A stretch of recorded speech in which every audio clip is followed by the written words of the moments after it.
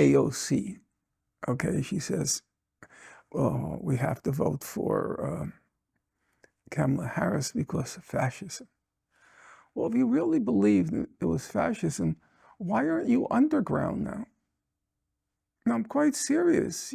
I'll take, a typical example. In the 1950s, the Communist Party feared that there would be incorrectly, but they feared there would be a fascist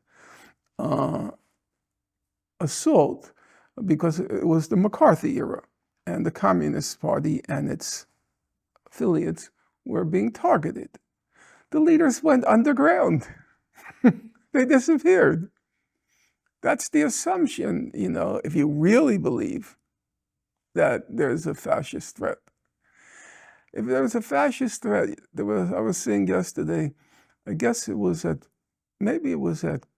can't recall, it was at the inaugural, where was it that Donald Trump was sitting next to Barack Obama and they were chatting and laughing?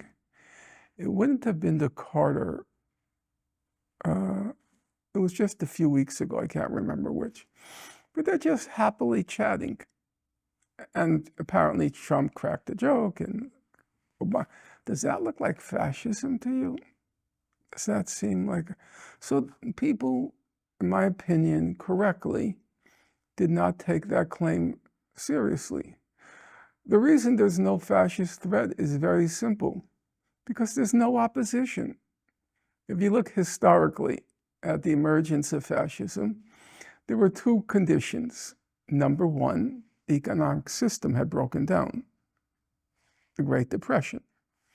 If you look at Hitler's vote, up until 1929, the Nazi Party was only polling like 3% in Germany. And then right after the crash, it went up to 18%. So number one, you need, to use the jargon, the objective condition. It didn't exist here. And number two, the purpose of fascism was to deal a death blow to the opposition, because the crash triggered, as you can imagine, a harsh reaction from the working class, since they were the main victims of the crash.